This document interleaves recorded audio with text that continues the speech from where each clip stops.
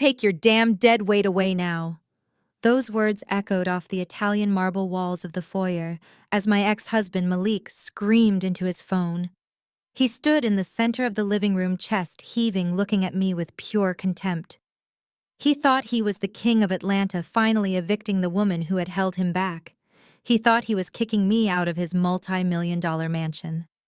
He had no idea that in exactly 1 hour, his entire reality was going to crumble into dust.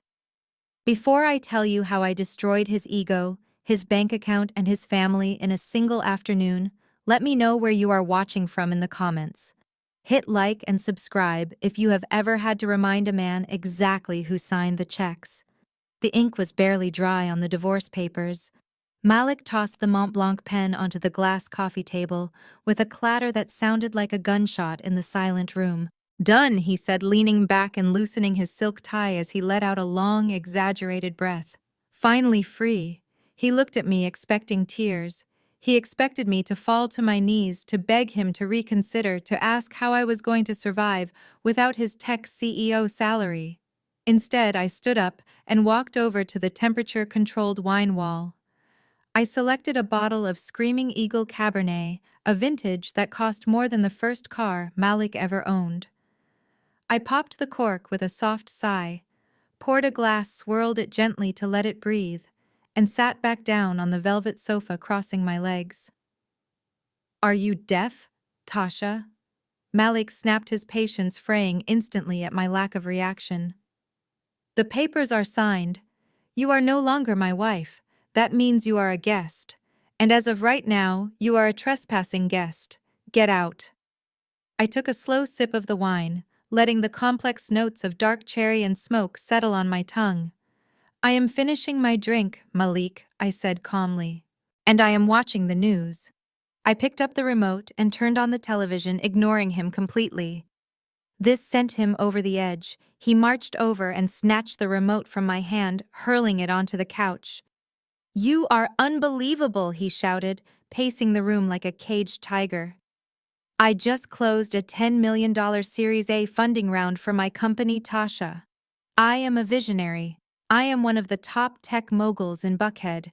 I need a partner who brings something to the table, not a silent mouse who sits around my house all day spending my money. I need energy. I need ambition. You are just dead weight." I almost laughed. He really believed it. He believed he was a self-made man. He didn't know that the venture capital firm that led his funding round was a subsidiary of a trust fund managed by my father. He didn't know that the investors only took his calls because my name was attached to his application, hidden in the fine print. He didn't know that this house, this car, and the suit he was wearing were all paid for by the deadweight sitting on his sofa. When he saw I wasn't moving, he pulled out his phone. "Fine," he spat. "If you won't leave, I will call the only person you might actually listen to." He dialed a number and put it on speaker, holding the phone up like a weapon. The line rang twice before a deep baritone voice answered. "This is Elijah." "Old man, come pick up your useless daughter," Malik yelled, not even letting my father speak. "I am done. I tried to be charitable. I tried to let her down easy. But she is sitting in my living room drinking my expensive wine and refusing to leave. I have entertained her laziness for 5 years, Elijah. 5 years. But now I am a millionaire. I have a reputation to uphold. Come get her before I throw her out on the street myself." There was a pause on the other end of the line. I could hear the faint hum of a boardroom in the background. My father was likely in the middle of closing a deal worth more than Malik's entire existence. Then Elijah spoke, his voice ice-cold and dangerously calm. "Is that so, Malik? You want me to come over?" "Yes, take her away now," Malik demanded. "I want this house empty in 1 hour." "Understood," my father said. 1 hour. Do not let her leave that house, Malik. Keep her right there." Malik hung up and smirked at me, a look of pure triumph on his face. "You hear that, Tasha? Even your daddy knows when to fold. He is coming to collect his burden. You have 1 hour to pack your bags. I suggest you hurry. I have family coming over to celebrate my freedom, and I do not want them to see your face." I checked my watch. 1 hour. That was plenty of time. I took another sip of wine. You better start packing. Malik sneered, walking toward the kitchen. I am going to open the good champagne. The stuff I was saving for a special occasion. This is the best day of my life. 20 minutes later, the doorbell rang. It wasn't my father. It was the invasion force. Malik opened the door, and in walked the circus. Mama Viola wearing a hat so large it nearly scraped the door frame, his younger brother Trey, who looked like he had just rolled out of bed, and Ashley, Trey's wife. Ashley was the kind of woman who thought she had class because she watched reality TV shows about real estate. She walked in, her eyes immediately scanning the room, calculating the value of everything she saw. "Thank you, Jesus, Mama!" Viola shouted, throwing her hands up. "My boy is finally free from that anchor." She walked straight past me as if I were a piece of furniture and hugged Malik. "I told you, baby. I told you she wasn't right for you. A man of your stature needs a queen, not a shadow." Ashley didn't even say hello. She walked into the living room, her heels clicking loudly on the hardwood. She stopped in the center of the room and looked down at the silk Persian rug beneath her feet. It was a hand-knotted masterpiece I had sourced from an auction in Istanbul, valued at $50,000. Ashley wrinkled her nose. "Ugh, Malik. The first thing we need to do is get rid of this rug," she said, kicking the edge of it with her boot. "It is so dark and dated. It makes the room feel small. We need something modern, maybe some faux fur or a nice beige. And these curtains tacky. We are going to redo this whole place. I have so many ideas." "Trey, get my tape measure from the car." Trey laughed, flopping down onto the armchair I had reupholstered with imported Italian velvet. "Yeah, bro. We are going to turn this place into a bachelor pad. Or maybe Ashley can set up her yoga studio in Tasha's old office. She never did any real work in there anyway." I sat there gripping the stem of my wine glass, watching them mentally divide up my property. They were like vultures circling a carcass, except the carcass was still alive and drinking Cabernet. Mama Viola marched into the kitchen and I heard the refrigerator door open. She came back out holding a bottle of Dom Perignon, my Dom Perignon. "Who wants a drink?" she announced. "We need to toast. We need to get the smell of failure out of this house." "That is mine, Viola," I said, speaking for the first time since they arrived. Mama Viola stopped and looked at me with mock surprise. "Oh, I didn't see you there sitting in the corner like a ghost. And it ain't yours anymore, honey. My son paid for this house. He paid for this wine. Community property laws, sweetheart. Or didn't you learn that in whatever little school you went to?" Ashley giggled. "Don't be mean, Mama V. Tasha probably doesn't understand how assets work. She has never had any." Malik walked over and took the bottle from his mother. "Don't waste your breath on her, Mama. She is leaving in 40 minutes. Her daddy is coming to pick her up." Ashley turned to me, a cruel smile playing on her lips. "Oh, that is so embarrassing. Daddy has to come rescue you." "You are 32 years old, Tasha.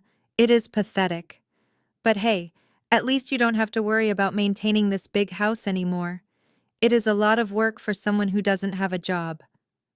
"I have a job, Ashley," I said calmly. "Oh, right," she rolled her eyes. "You consult. That is just a fancy word for unemployed wife with a rich husband. But you are not a wife anymore. So I guess you are just unemployed." Trey snickered. "Hey, maybe you can get a job at the mall. I heard they are hiring for the holidays." Malik popped the cork on the champagne, the sound echoing through the room. He poured glasses for everyone but me. To the future, he toasted, raising his glass high. To leveling up. To getting rid of the dead weight and finally living the life I deserve. To Malik, they all chorused, clinking their glasses. I watched them drink my champagne. I watched Ashley scuff her cheap boots on my $50,000 rug. I watched Mama Viola put her feet up on my coffee table, and I felt a cold, hard anger settle in my chest. They really thought this was their victory lap. They thought they had won the lottery. Malik turned to me, his eyes shining with malice. "You know, Tasha, I was going to let you keep the jewelry I bought you, but now that I think about it, I should probably keep it. Give it to someone who appreciates it, someone who actually deserves to wear diamonds." He was talking about the engagement ring, the one he bought with the bonus check I secretly arranged for his company to give him 3 years ago. You can have the ring, Malik, I said, setting my wine glass down. It never fit right anyway. It was always a little small. His face darkened.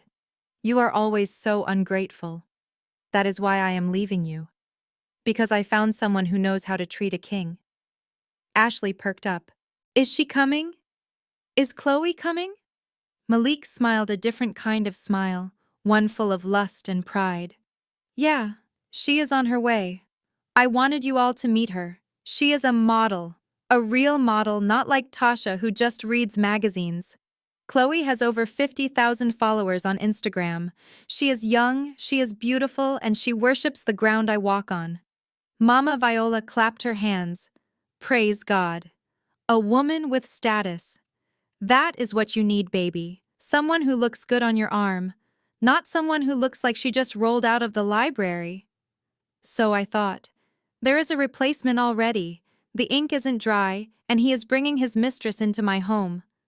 The level of disrespect was breathtaking, but it was perfect. The more of them here, the better.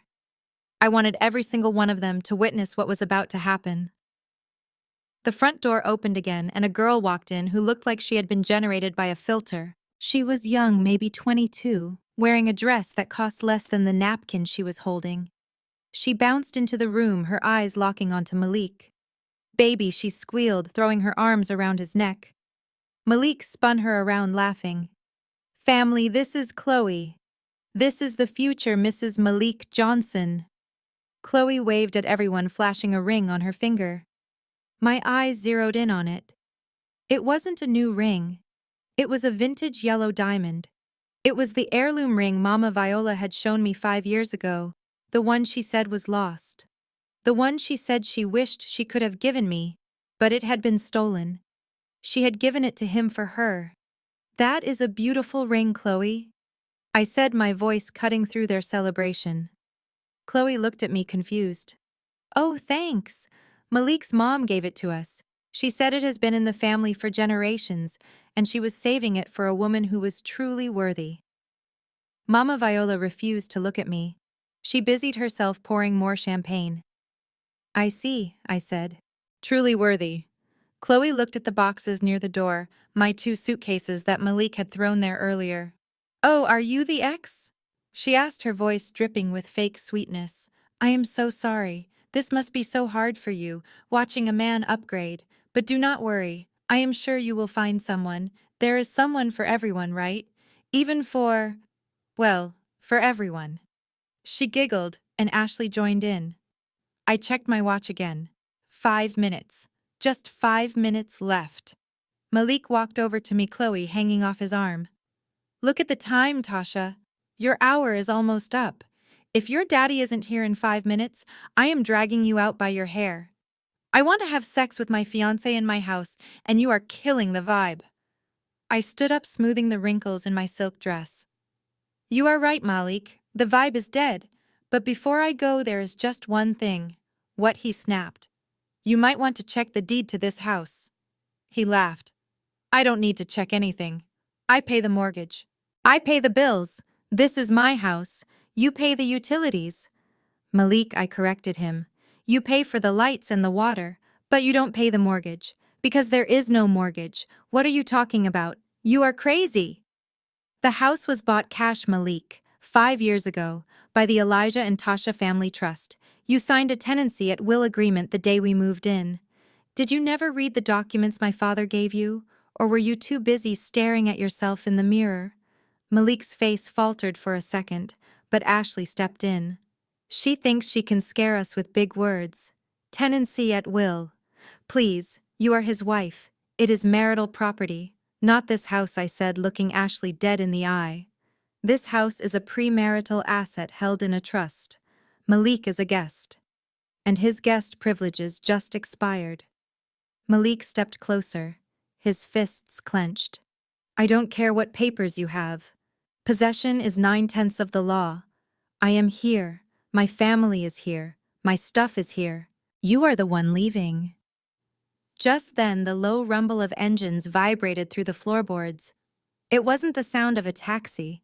It wasn't the sound of a single car. It sounded like a motorcade. Lights flashed through the front window blindingly bright. Blue and red lights mixed with the white beams of heavy SUVs. Malik ran to the window. "What the hell is that?" I picked up my glass of wine and finished the last drop. That I said, setting the glass down on the table Mama Viola had put her feet on. "That is my ride, and I think he brought some friends." Outside, the screech of tires on the pavement signaled the arrival. The heavy thud of car doors slamming followed.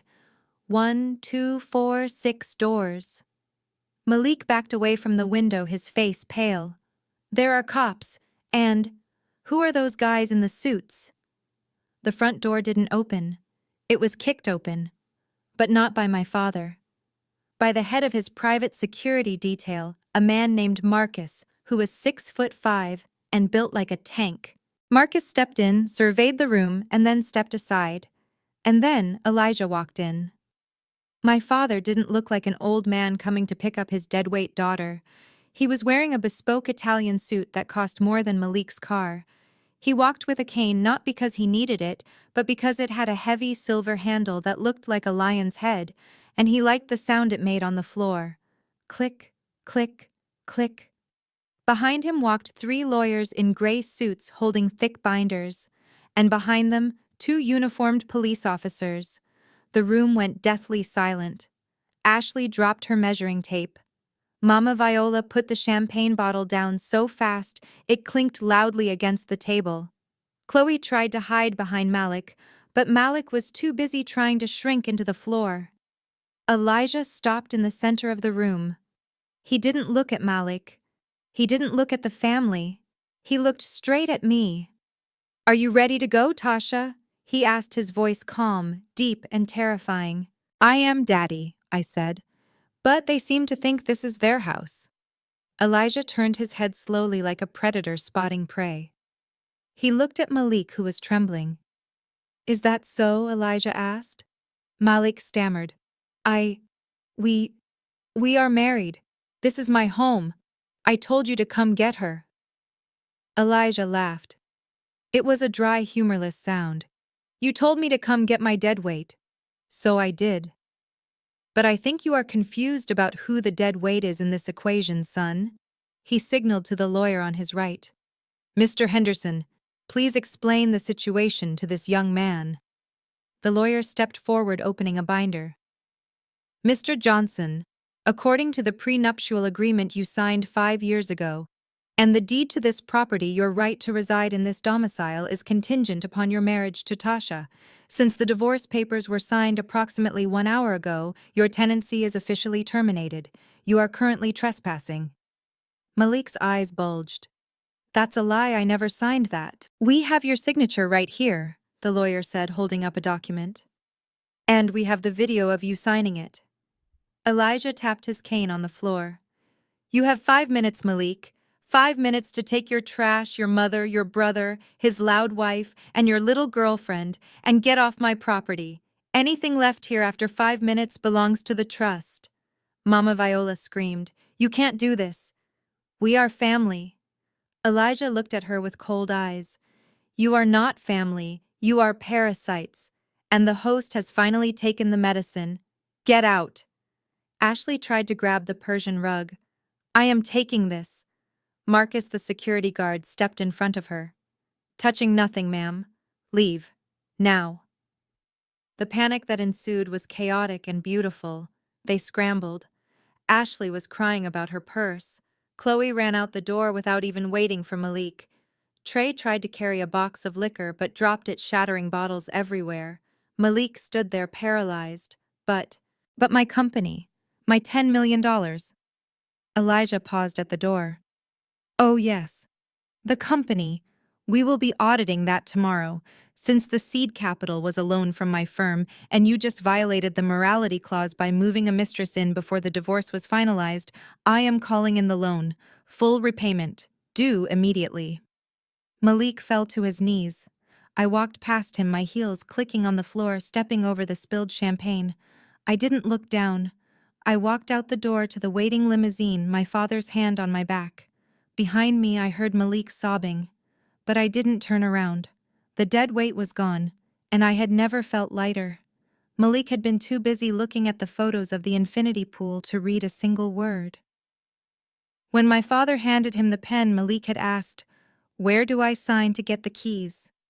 My father had pointed to a line at the bottom of a document titled Tenancy at Will and Occupancy Agreement. It was a standard document for trust-held properties, essentially stating that Malik was a guest who could live there as long as he was married to me, the primary beneficiary. Malik had signed it with a flourish, barely glancing at the text. Then my father had handed him the utility transfer forms. "You can handle the light bill, right, son?" My father had asked, a test of character. "Of course, Pops," Malik had said, puffing out his chest. "I am the man of the house. I pay the bills." He had signed the utility forms with gravity, thinking they were the most important papers in the pile. He had walked out of that office thinking he owned a mansion. In reality, he had signed a contract to be a glorified caretaker who paid for the electricity. "You are confused, Malik," I said, crossing my legs. "Paying the light bill does not make you the owner. It makes you a tenant who is currently in arrears." "Shut up!" Mama Viola shouted from the dining room, where she was currently wrapping my silver candle holders in paper napkins to steal. "You are just jealous because my son is a mogul. He built this. He bought this. I remember when he told me he bought this house. He called me and said, 'Mama, I made it.' You don't get to take that away from him just because you are bitter." She marched into the living room, her handbag clinking with the sound of stolen silverware. She reached into her bosom and pulled out a folded piece of paper that looked like it had been torn from a spiral notebook. She slapped it down on the table next to the electric bill. "We are done playing games," she announced. "We tried to be nice. We tried to let you leave with dignity, but you want to sit here and talk about laws." "Okay, let's talk law." She smoothed the paper out with her palm. It was handwritten in blue ballpoint pen, the handwriting jagged and aggressive. "Sign this," she ordered. I looked down at the paper. It was a crude contract written in what I assumed was Mama Viola's attempt at legalese. "I, Tasha, hereby agree that I am a bad wife and I don't want no money. I agree that Malik keeps the house, the cars, and the business. I agree that I will not ask for alimony because I am able-bodied and can work. If I sign this, the Johnson family agrees not to sue me for emotional distress and wasting Malik's prime years." I looked up at her, blinking. "Is this a joke?" "Does it look like a joke?" Viola hissed. "This is a binding agreement. You sign this and we let you walk out of here without pressing charges." Pressing charges for what? I asked, genuinely curious about the depths of their insanity. "For fraud," Malik interjected, stepping up beside his mother. "For pretending to be a supportive wife while dragging me down. For emotional damages. For trespassing. If you sign that waiver, Tasha, I will call off the police. I will tell them it was a misunderstanding. But if you don't sign it right now, when those officers walk through that door, I am going to have you arrested for harassment and disturbing the peace." Ashley chimed in from the hallway, where she was currently using a butter knife to try and pry a brass sconce off the wall. "And we will sue you for legal fees too. My cousin is a paralegal. He said we have a strong case. You have been squatting here emotionally for years. This was their master plan. Intimidation by stupidity. They thought they could bully me into signing away my rights with a piece of notebook paper and a threat of police intervention. They didn't know that my prenup was 60 pages long and drafted by the same firm that handled divorces for senators. They didn't know that the business Malik wanted to keep was legally a subsidiary of my personal investment portfolio." I picked up the paper. It felt flimsy and cheap between my fingers. "You want me to sign this?" I asked. "Yes," Mama Viola said, handing me the Mont Blanc pen Malik had used to sign the divorce papers. "Sign it. Admit you are nothing. Admit my son is the king, and then get out of my house." I looked at the pen, I looked at the paper, and then I looked at Malik. He was practically vibrating with adrenaline, his eyes wide and manic. He truly believed this was his moment. He believed he had won. I am not signing this, Viola, I said, dropping the paper back onto the table. And I am not leaving, because you are missing a very important piece of information. What information? Malik spat. The trust fund deed, I said. They all stared at me blankly. The what? Trey asked, lowering his bottle of scotch. The deed, Malik, I said, speaking slowly as if to a child. The piece of paper that actually says who owns the house. It is not on the electric bill. It is filed with the county. And it lists the owner as the Elijah and Tasha Family Preservation Trust. Do you know who the trustee is? Malik rolled his eyes. You are making words up. Trust fund. You don't have a trust fund. You work at a nonprofit, Tasha. You make $50,000 a year. I saw your tax returns. You saw the tax returns for my salary, I corrected him. You never saw the K-1s for the trust distributions, because those go directly to my father's accountants. You never asked where the down payment came from. You never asked how we qualified for a $5 million home with your credit score of 600 and my nonprofit salary. You just assumed you were magic. I am magic, Malik shouted, slamming his fist into his palm. I am a tech CEO. My company is worth $10 million. Your company. I laughed, a cold, sharp sound. Your company was seeded with venture capital from E&T Ventures. E&T Malik, Elijah and Tasha. We funded you. We own 60% of your stock. We own the IP. We own the building you rent. You don't even own the chair you sit in at work. Liar, Ashley screamed. She is lying, Malik. She is just trying to scare us. She is jealous because you have Chloe now. Chloe, who had been relatively quiet, looked up from her phone. Wait, he doesn't own the company. Shut up, Chloe, Malik snapped. Of course I own it. She is delusional. She is having a mental breakdown. This is sad. This is really sad, Tasha. Creating a fantasy world to cope with your failure. He grabbed the waiver and shoved it against my chest. Sign the paper. Last chance. I pushed his hand away. No. Fine, Malik yelled. Have it your way. Go to jail. Be a felon. See if I care. He walked to the window and looked out. The flashing blue lights were turning the corner at the end of the long driveway. Here they come, he shouted triumphantly. The police are here. You are done, Tasha. You are finished. Ashley ran to the window. Yes, lock her up. Officer, she is dangerous. She threatened us. Mama Viola started gathering her stolen goods into a pile, preparing to look like a victim. Just tell them she attacked you, Malik. Tell them she wouldn't let us leave. The sirens wailed loud and piercing, cutting through the night air. The blue and red lights washed over the living room, illuminating the destruction they had caused. The spilled champagne, the tagged furniture, the defaced art. But then, underneath the high-pitched shriek of the sirens, another sound emerged. It was a low, guttural rumble, a vibration that I felt in my teeth before I heard it with my ears. It sounded like thunder rolling across the pavement. Malik stopped celebrating. He tilted his head. What is that noise?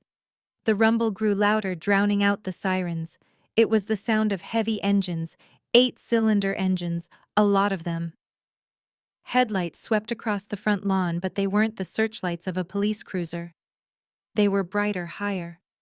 They were the LED beams of heavy-duty SUVs. One black Cadillac Escalade pulled into the driveway, blocking the path of the police car. Then another, then a third, then a fourth. They moved with military precision, forming a wall of black steel between the street and the house. Ashley backed away from the window. Malik, those aren't cops. Who is that? Malik looked pale. I don't know. The doors of the SUVs opened in unison.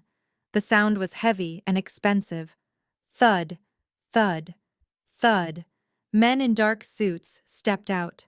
They weren't wearing police uniforms. They were wearing earpieces. They moved with a fluidity that was terrifying. And then from the second vehicle, a man stepped out. He didn't rush. He adjusted his cufflinks. He buttoned his jacket. He grabbed a silver-handled cane from the back seat. Malik gasped. It is him. Who? Mama Viola asked, clutching her chest. Your father, Malik whispered. The police officer who had just pulled up stepped out of his cruiser, hand on his holster, looking confused. He walked toward the wall of escalades. One of the men in suits intercepted him, flashing a badge that wasn't a police badge. It was a private security credential backed by enough political influence to make a beat cop hesitate. The officer stopped. He nodded. He stepped back. My father walked up the front steps. He didn't ring the bell. He didn't knock. He simply nodded to the man beside him, a giant named Marcus. Marcus raised a heavy boot and kicked the front door. The lock splintered with a crack that sounded like a gunshot. The door swung open, banging against the wall.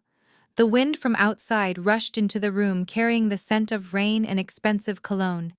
My father stood in the doorway, framed by the flashing lights of the police cars he had just neutralized. He looked at the chaos in the room. He looked at the sticky notes. He looked at the spilled wine. And then he looked at Malik. Malik, my father said, his voice a low rumble that matched the engines outside. I believe our contract has expired. The sirens cut out abruptly, replaced by the low, synchronized hum of idling engines that vibrated deep in the chest. Malik stood on the front porch, his arms spread wide in a gesture of welcome that looked more like a desperate plea for validation. He was beaming at the flashing lights, convinced that his salvation had arrived in the form of the Atlanta Police Department. He turned back to look at me through the open doorway, his face twisted in a sneer of absolute victory. Watch this, Tasha, he shouted over the noise. Watch how a real homeowner handles business. You wanted a show. Well, here is the grand finale. He jogged down the steps, his Italian loafers slipping slightly on the wet pavement, eager to greet the officer stepping out of the patrol car. Officer over here, Malik yelled, waving his hand frantically. The trespasser is inside. She is hostile. She has threatened my family and destroyed my property. I want her removed immediately. The officer, a seasoned sergeant with a tired face and a name tag that read, Miller, stepped out of his cruiser. He adjusted his belt, his hand resting instinctively near his holster, his eyes scanning the scene with the weary caution of a man who had seen too many domestic disputes turn violent. He started walking toward Malik, his expression neutral, ready to take a statement. But then Officer Miller stopped. He stopped dead in his tracks, his boots skidding slightly on the asphalt. His eyes drifted past Malik, past the front porch, and locked onto the wall of black steel that had just formed a blockade across the entire width of the driveway. 4 Cadillac Escalades, their black paint absorbing the flashing blue lights of the police cruiser, sat idling in a perfect phalanx. They were not police vehicles. They were darker, heavier, and radiated a kind of menace that government-issued cars simply could not replicate. They were the kind of vehicles that carried heads of state or people who owned heads of state. Malik turned around, confused by the officer's hesitation. What is the problem, officer? Arrest her. Why are you staring at the cars? Officer Miller didn't answer. He took a step back, his hand moving away from his belt and holding up a palm in a gesture of deference. He knew that grille. He knew those tinted windows. In Atlanta, there are certain vehicles you do not ticket, and certain people you do not interrupt. The doors of the SUVs opened in unison, a choreographed movement of military precision. The sound of heavy latches clicking open echoed through the humid night air.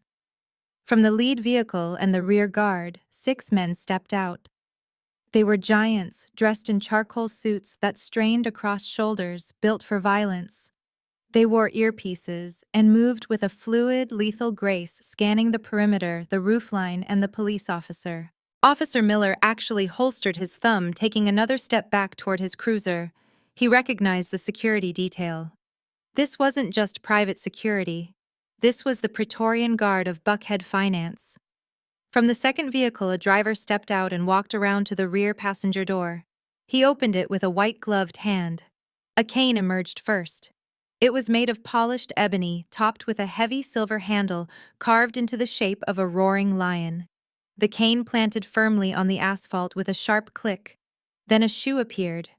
A black Oxford polished to a mirror shine, handmade, the kind of shoe that cost more than the average mortgage payment.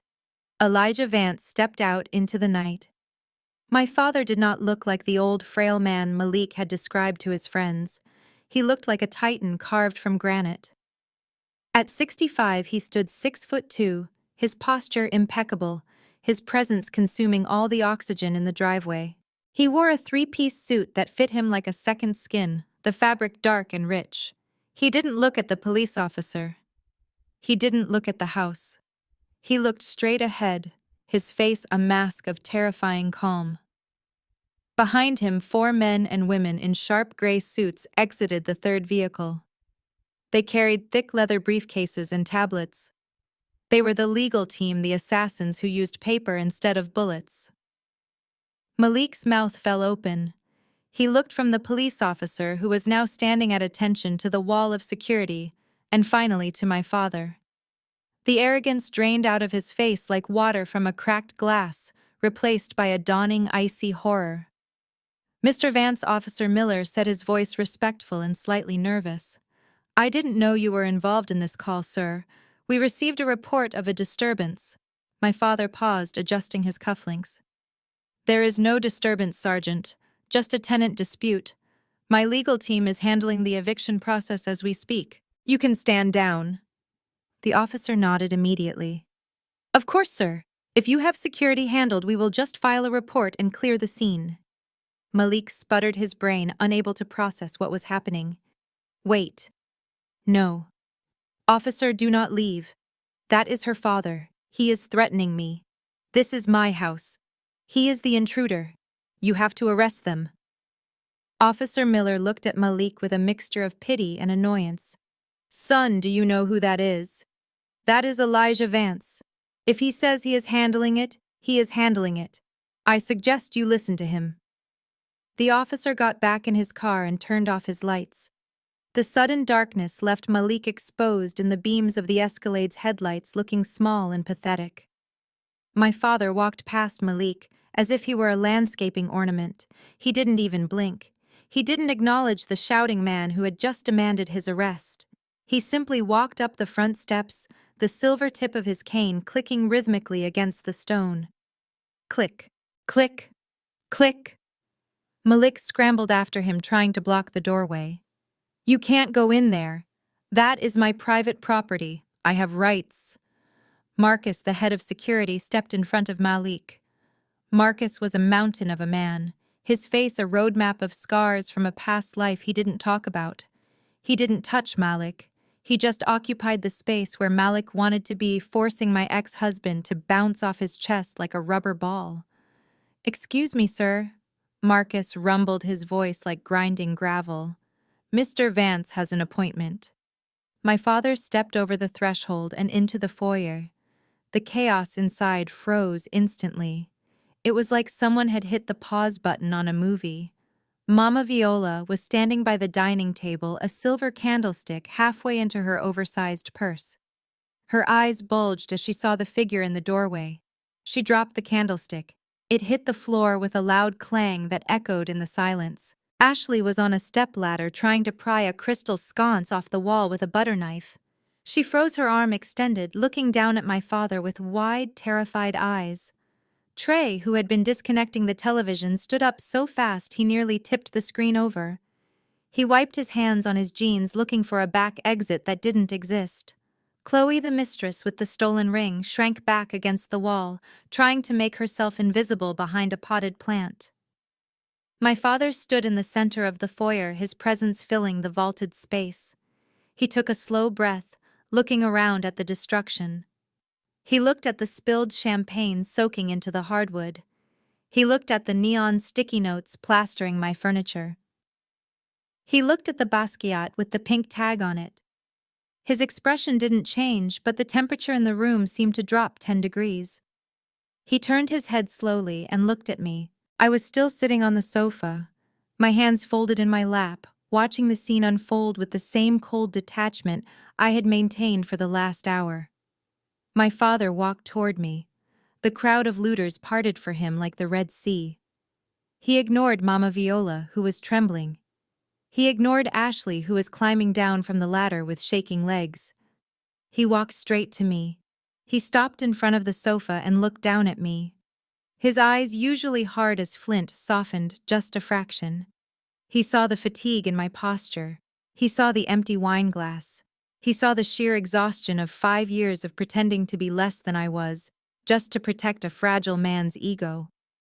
"Tasha," he said, his voice deep and resonant, cutting through the silence. I looked up at him.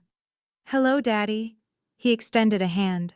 I took it, and he helped me stand. His grip was warm and solid, the first real support I had felt in what seemed like a lifetime. He looked me over, checking for injuries, checking for cracks in my armor. Finding none, he nodded once, a sharp approving jerk of his chin. "Have you finished your business here?" he asked. The question was simple, but it carried the weight of everything that had led to this moment. It wasn't just about the divorce papers. It was about the emotional labor. It was about the dimming of my own light. It was about the charity work I had done trying to build a man who was determined to remain a boy.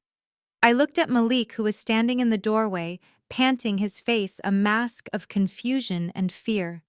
I looked at his mother, the woman who had called me barren and useless. I looked at his brother and sister-in-law, the parasites who had feasted on my generosity while mocking me behind my back. And I looked at Chloe, the girl wearing my stolen ring, terrified and realizing she had boarded a sinking ship. I took a deep breath, inhaling the expensive cologne of my father and the scent of rain from the open door. I felt the last tether snap. The guilt was gone. The obligation was gone. The pity was gone. "Yes, Daddy," I said, my voice clear and steady. "I am finished." My father nodded. "Good." I smoothed my dress and picked up my clutch. I walked past the lawyers, who were already opening their briefcases on the dining table, spreading out documents that would dismantle Malik's life. I walked past Marcus, who gave me a respectful nod.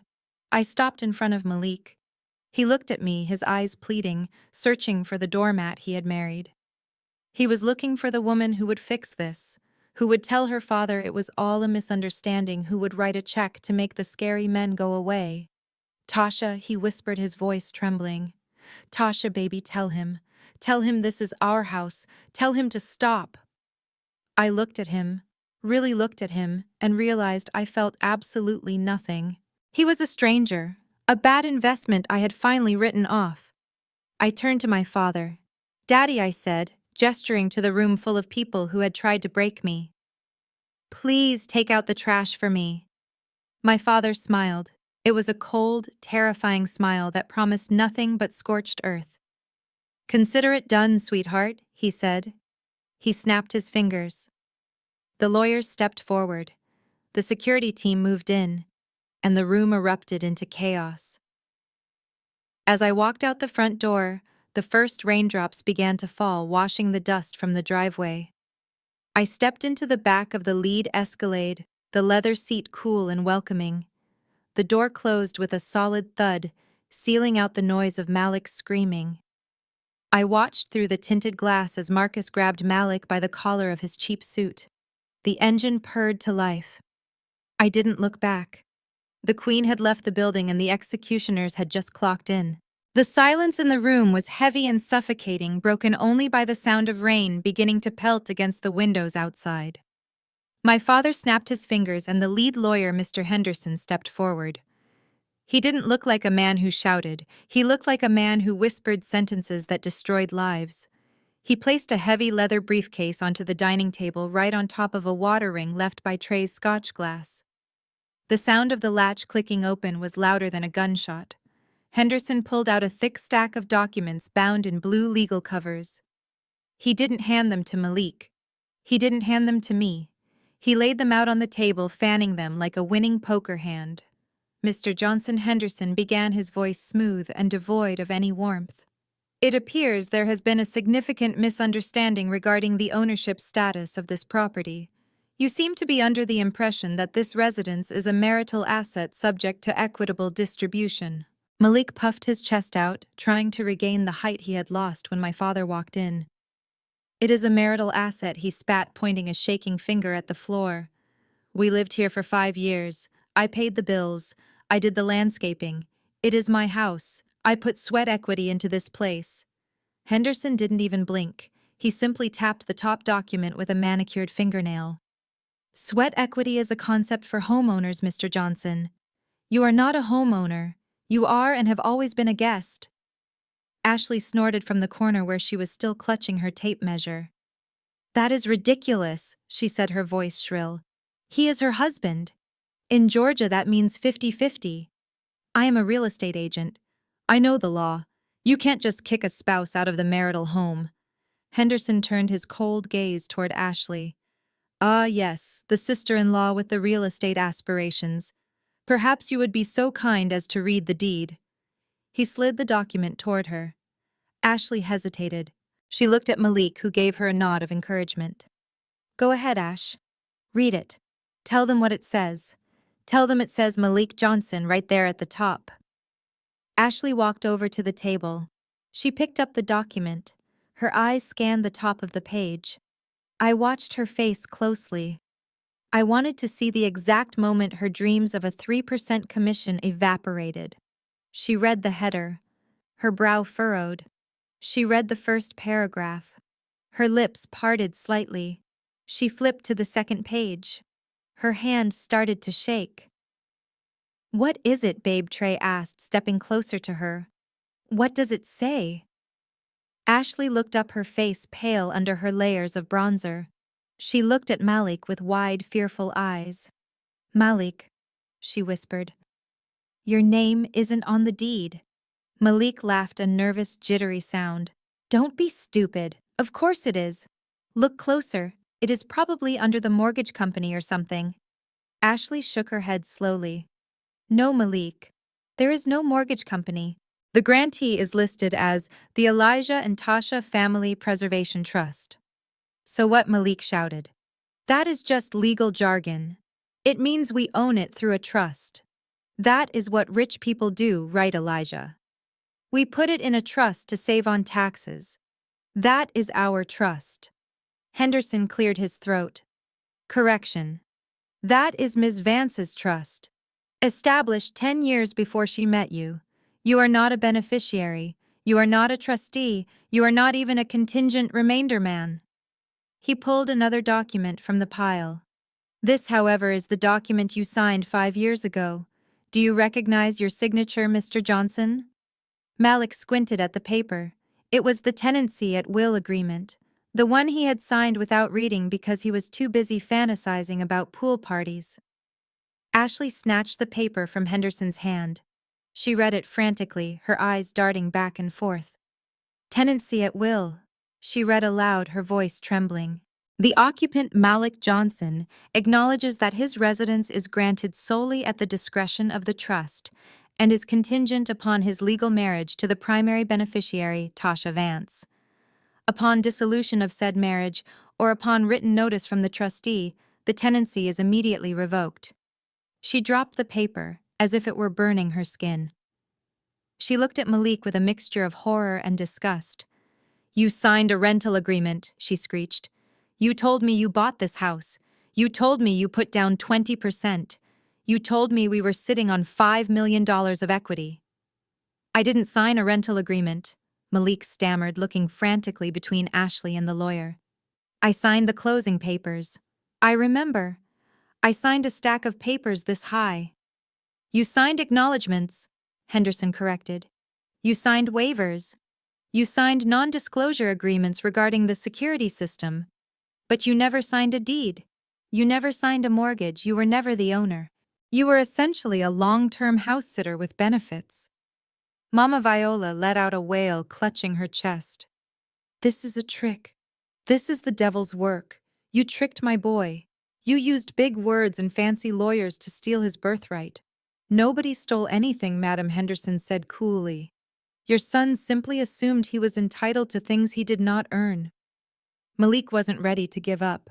He was cornered, and like a rat he was ready to bite. This is bullshit, he screamed, his face turning a dark shade of plum. I paid the bills. I have the receipts. I paid Georgia Power. I paid Atlanta Water. I paid for the internet. He grabbed the utility bill from the coffee table where he had slammed it earlier and thrust it at Henderson. Look at this. Look at the name. Malik Johnson. That establishes residency.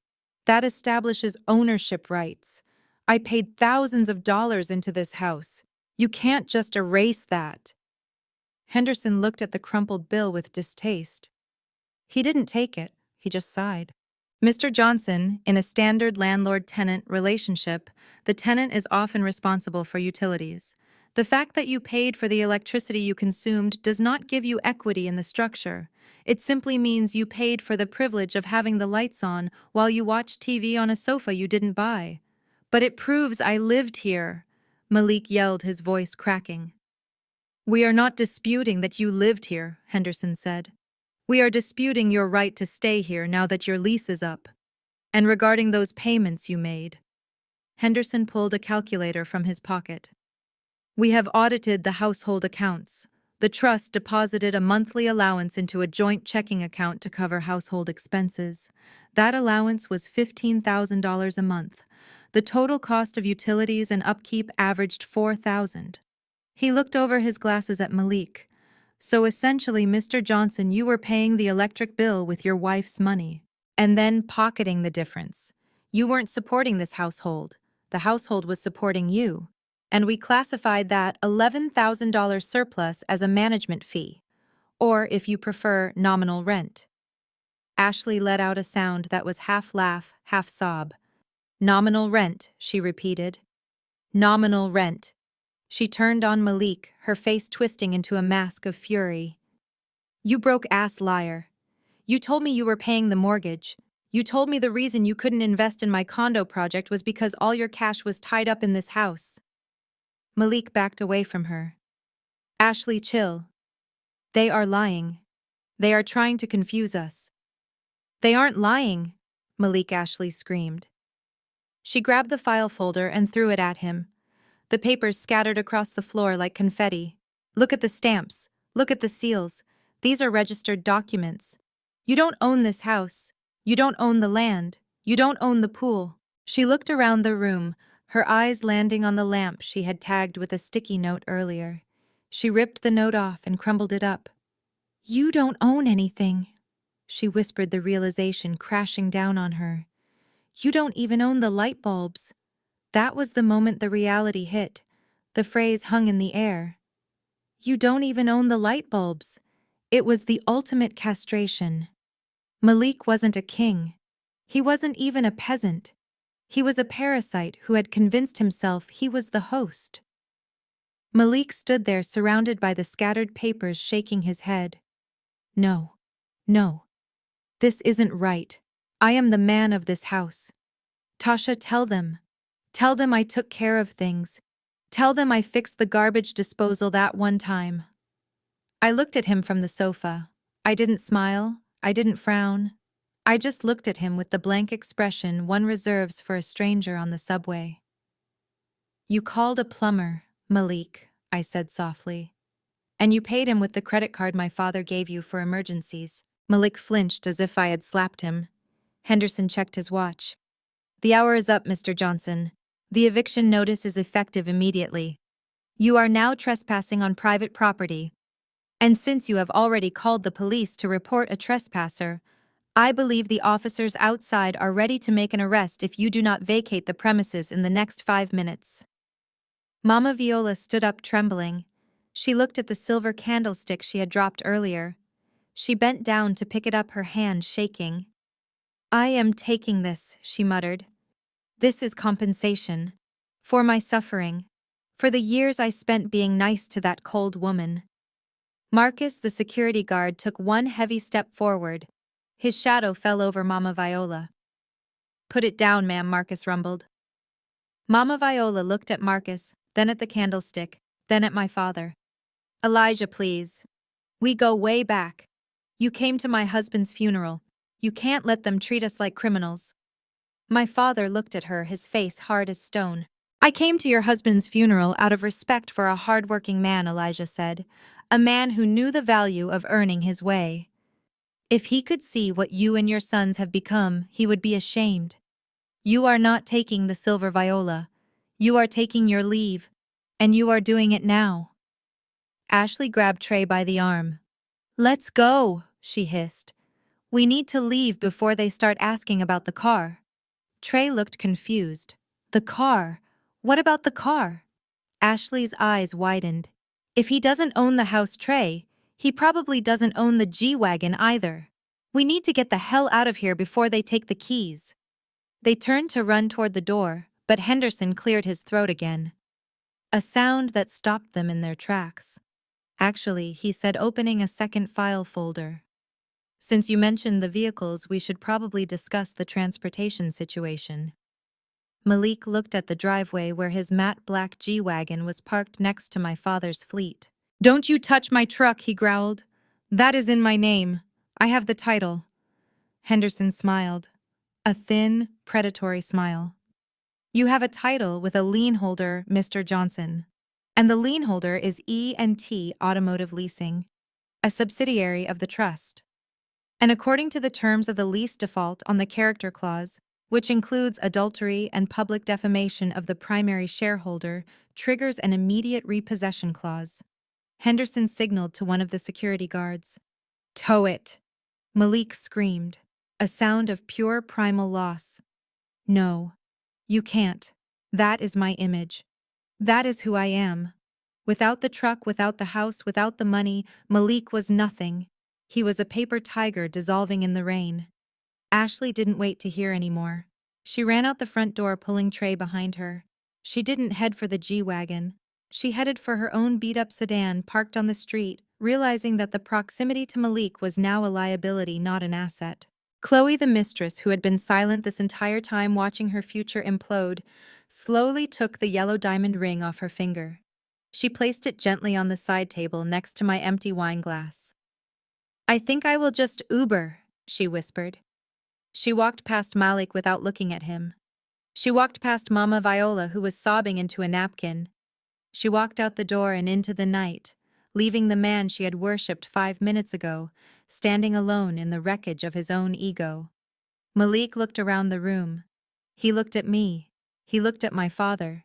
He looked at the police officers who were now standing in the doorway waiting for the signal. This isn't fair, he whispered, tears streaming down his face. I was a good husband. I tried. You tried to spend my money, I corrected him, standing up finally. And you succeeded for a while. But the Bank of Tasha is closed, Malik, permanently. I nodded to Marcus. Get him out, I said. And as Marcus reached for Malik's collar, I finally turned away. I walked toward the kitchen, pouring myself a glass of water from the tap. It tasted clean. It tasted like ownership. It tasted like victory. The light bulbs above my head flickered once and then shined bright and steady. They were my light bulbs, and they were finally shining on the truth. Henderson cleared his throat, a sound that cut through the humidity of the open doorway like a gavel striking a desk. He didn't look at Ashley running toward her sedan or Trey stumbling after her. He looked directly at Malik, who was clutching his car keys like they were the last lifeline on a sinking ship. Actually, Mr. Johnson, Henderson said, opening a second, thinner file folder.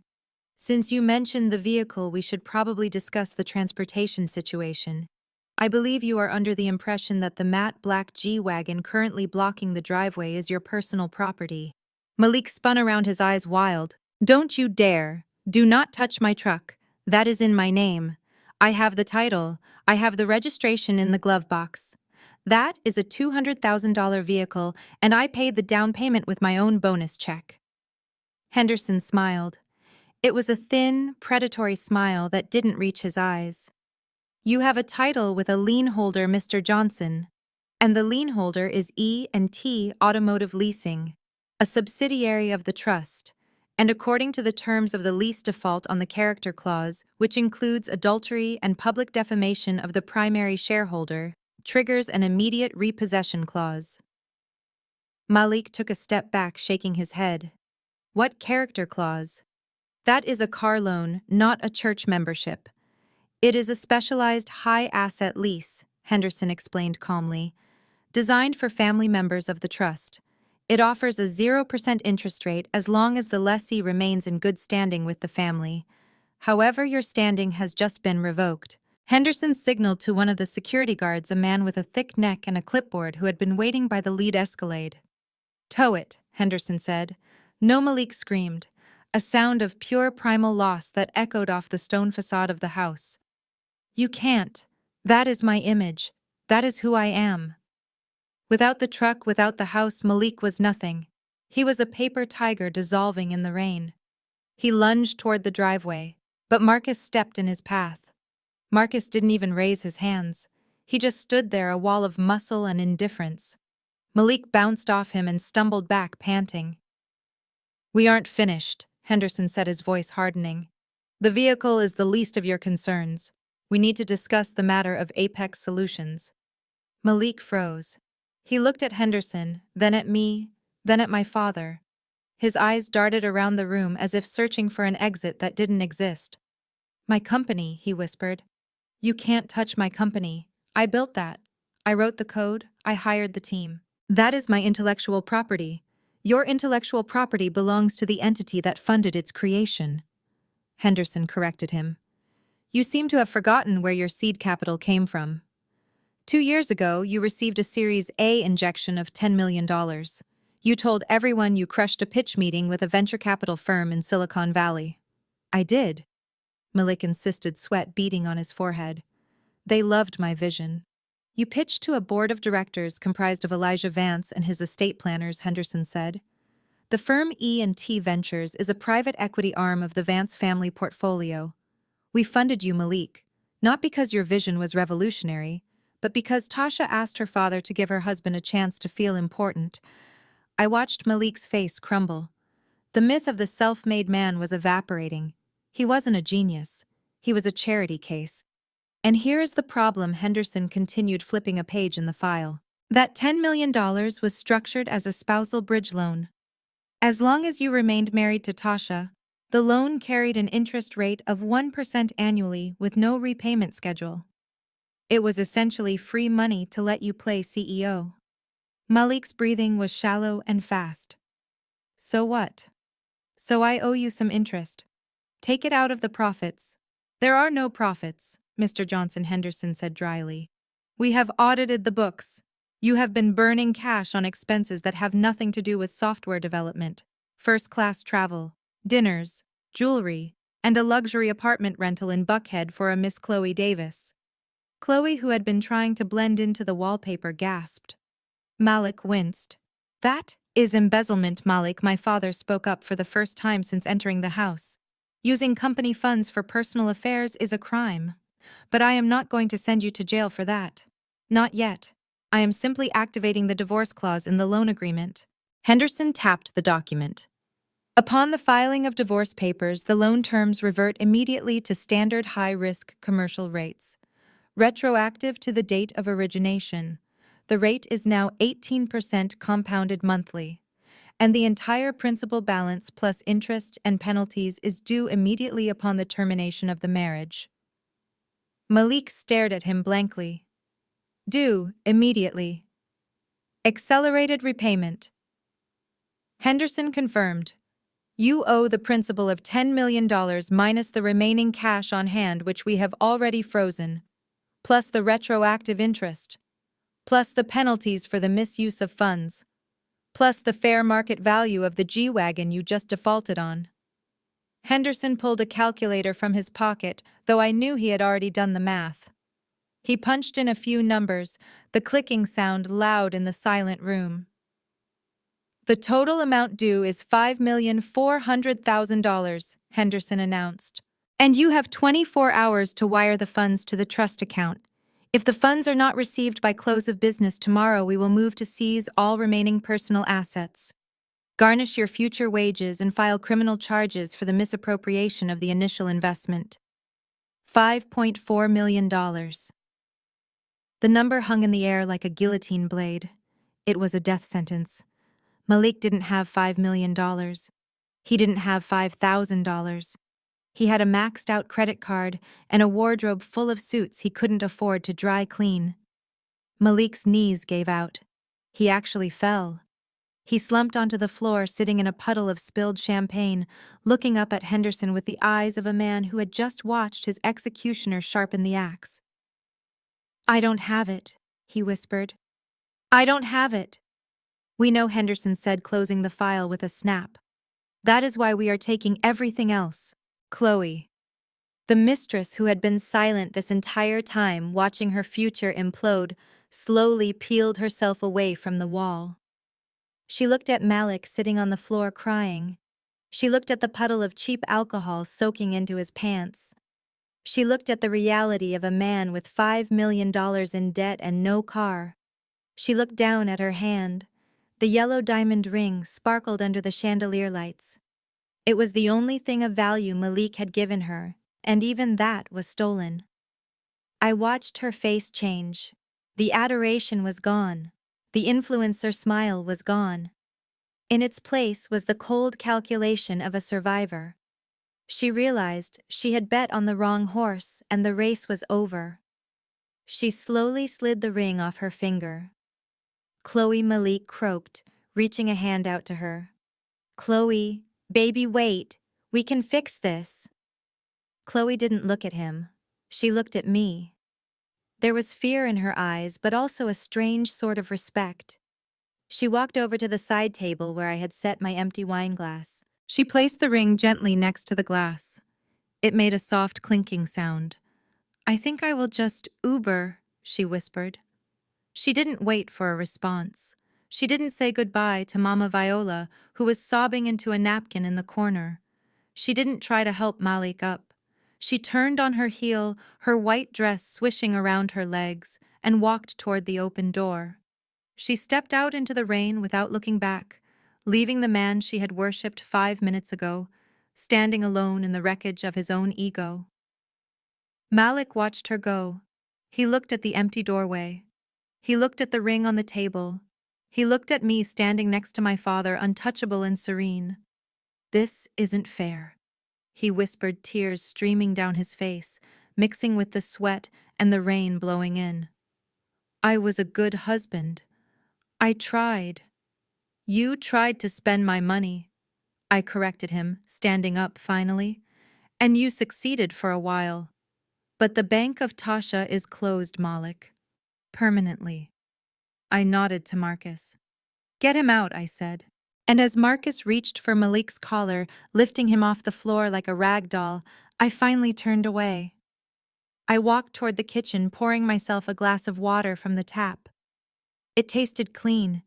It tasted like ownership. It tasted like victory. The light bulbs above my head flickered once and then shined bright and steady. They were my light bulbs, and they were finally shining on the truth. The G-Wagon was being hooked up to a tow truck outside. The company was gone. The girl was gone. And in 24 hours, Malik would be nothing more than a cautionary tale in a cheap suit. I took a sip of water and smiled. The deadweight was gone. Officer Miller looked from the eviction notice in his hand to Malik and then back to the legal document. The sergeant's face hardened, shifting from the confusion of a responder to the resolve of an enforcer. He stepped past my father, his boots heavy on the hardwood, and stopped inches from Malik. The dynamic in the room had flipped so violently, it was almost enough to give you whiplash. Malik was still pointing at me, his finger trembling, his mouth open in a silent scream of entitlement, waiting for the handcuffs to click around my wrists. But Officer Miller didn't look at me. He looked at the man who had wasted his time.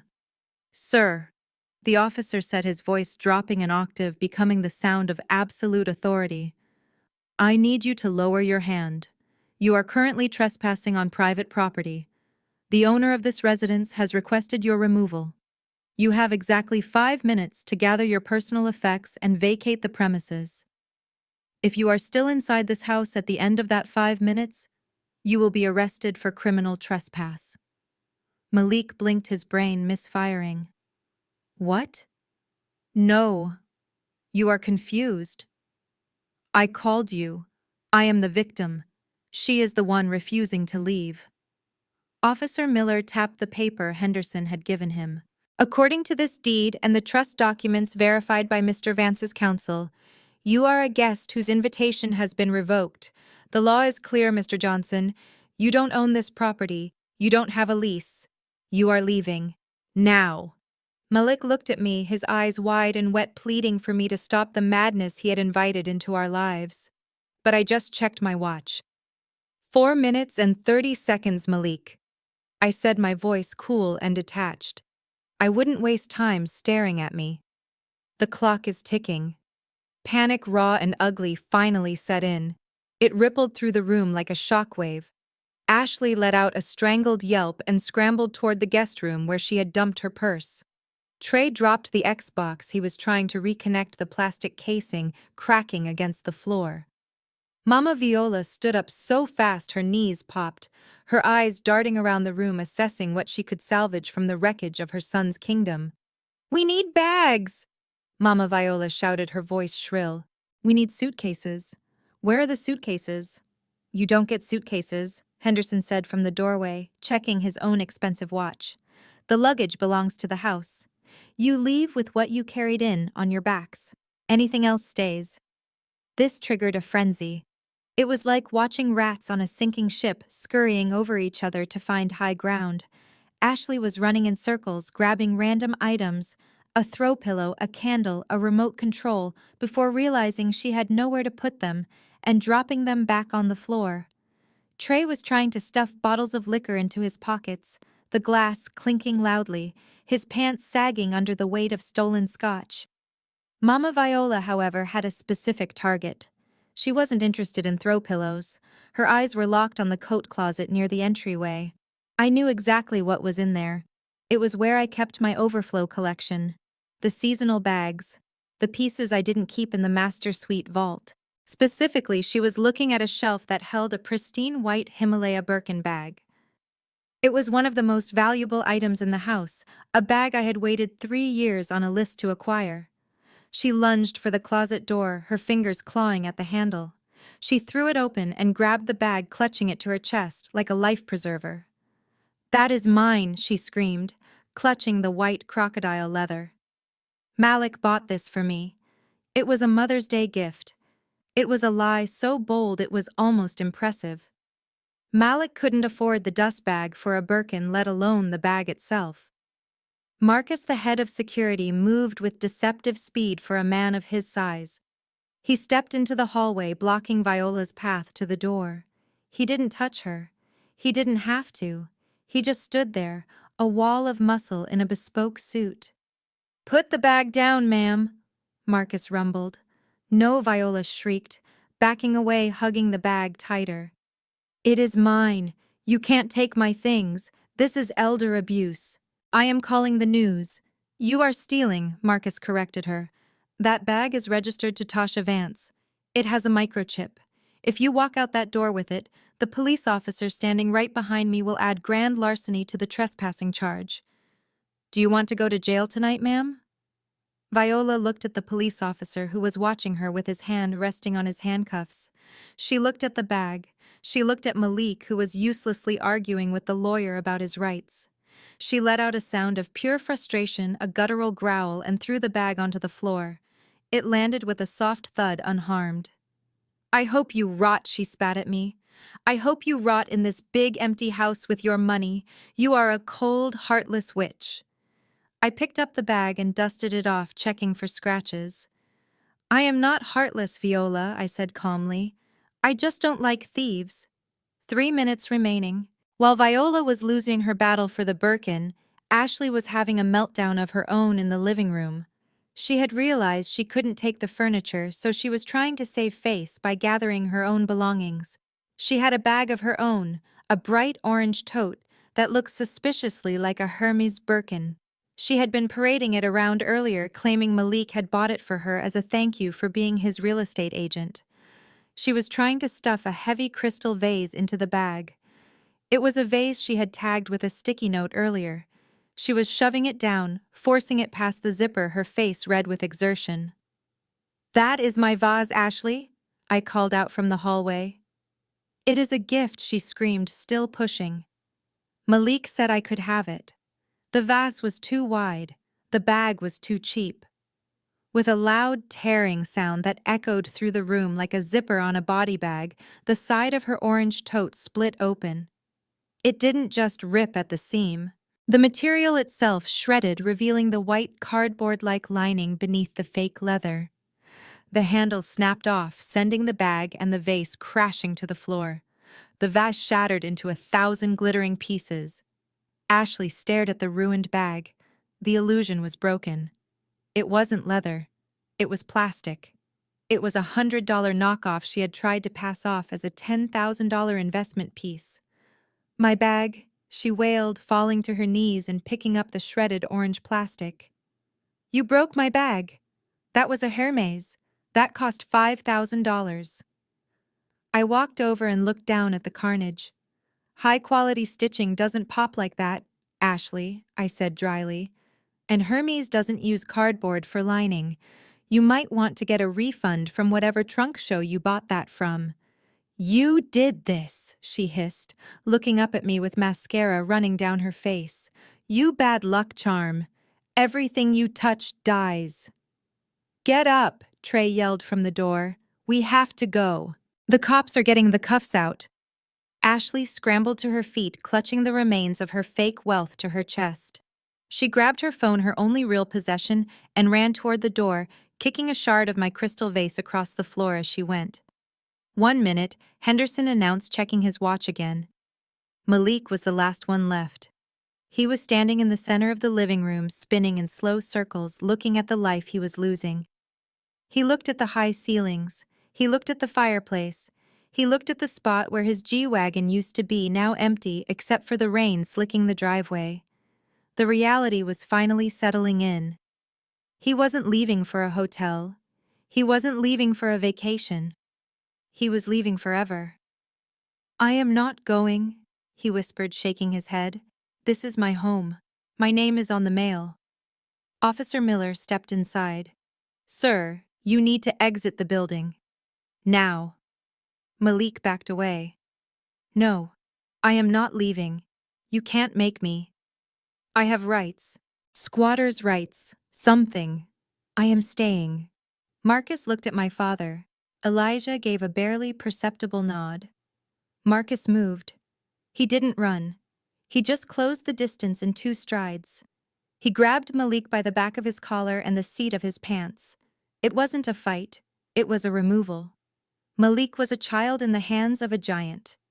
"Get off me!" Malik screamed, flailing his arms. "Don't touch me! I will sue you! I will sue everybody!" Marcus marched him to the door. Malik dug his heels in his shoes, screeching on the floor, leaving black scuff marks on the pristine wood. It was undignified. It was pathetic. It was the end of the king of Buckhead. They reached the front porch. The rain was coming down hard now, a sheets of water that blurred the streetlights. The driveway was lined with neighbors. In Buckhead, nothing goes unnoticed. The commotion, the police lights, the fleet of black SUVs, it had drawn a crowd. People were standing under umbrellas at the end of their driveways watching. The doctor from next door. The retired judge from across the street. The socialites Malik had tried so hard to impress at the club. They were all watching. Marcus threw Malik out. He didn't push him down the stairs. He just let go of him at the edge of the porch, propelling him into the rain. Malik stumbled, tried to catch his balance on the wet pavement, and failed. He went down on one knee, splashing water onto his suit pants. He looked up. He saw the neighbors. He saw the tow truck disappearing with his G-Wagon around the bend. He saw his mother crying in the passenger seat of Ashley's beat-up sedan, which was parked on the grass because the driveway was blocked. He saw Chloe's Uber driving away without him. He looked back at the house. I was standing in the doorway, flanked by my father and the security team. I was dry. I was warm. And I was holding the door handle. "Tasha," he screamed over the sound of the rain.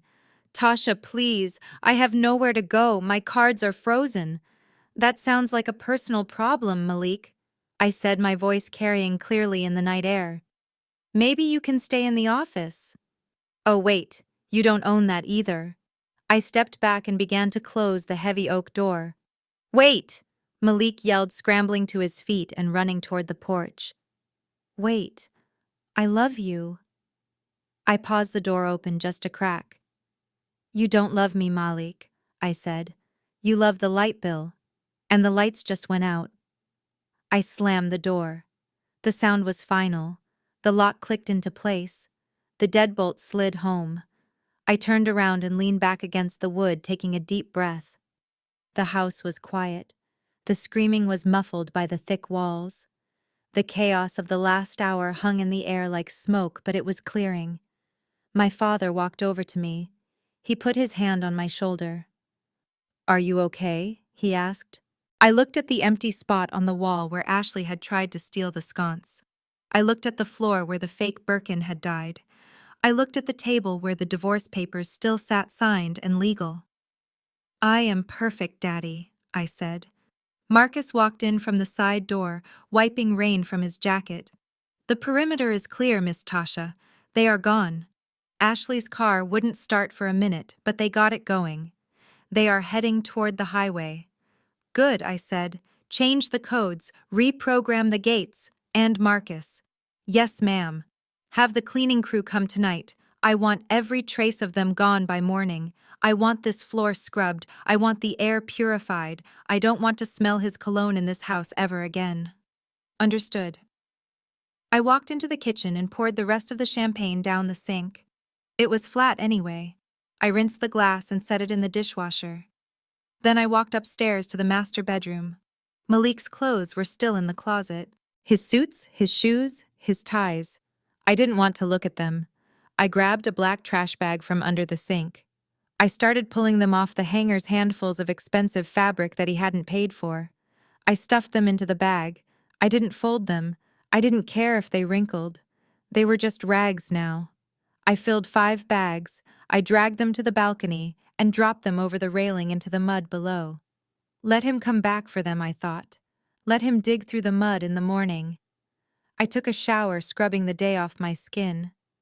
I put on my silk robe and walked back downstairs. My father was sitting in the library reading a book.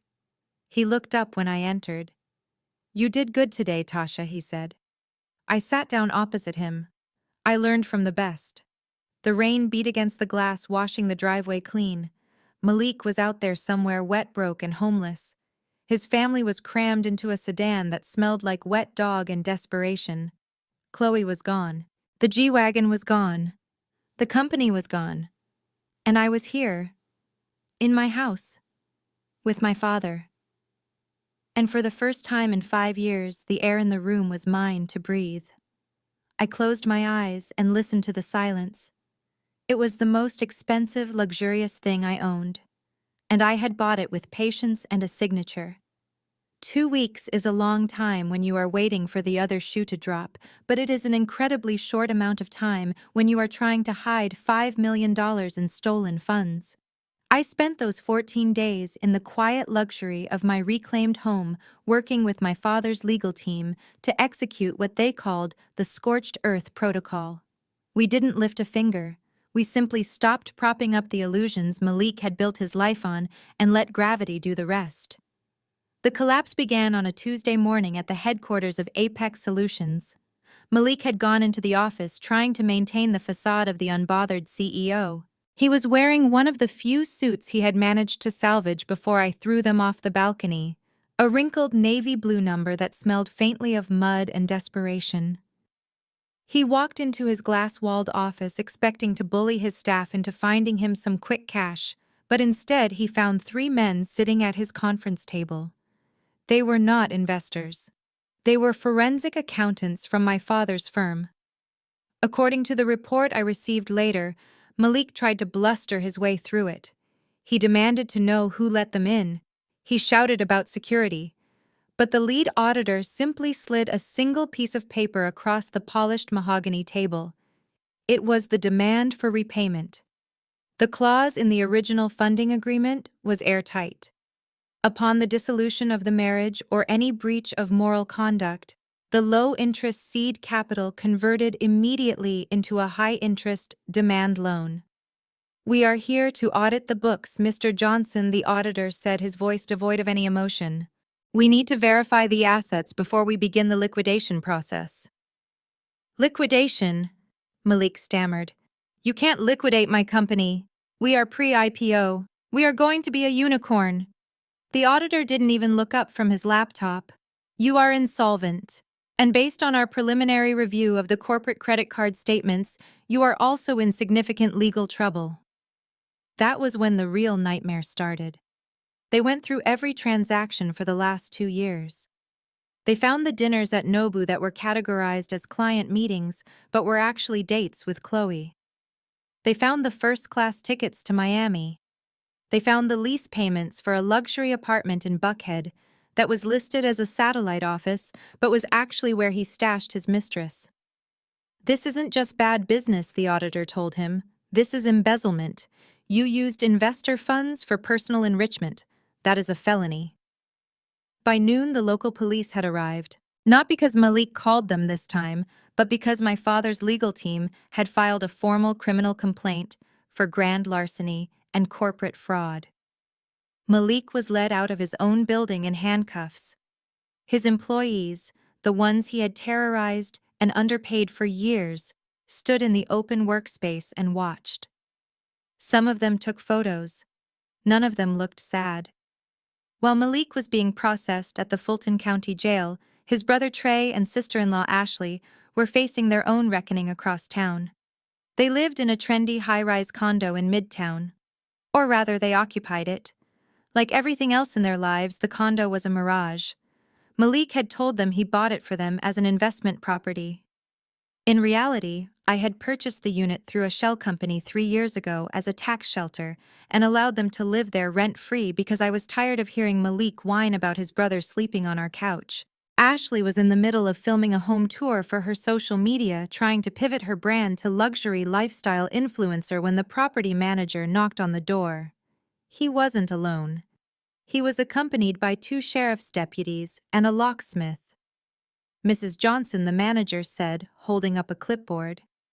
We have received an order of immediate eviction from the property owner.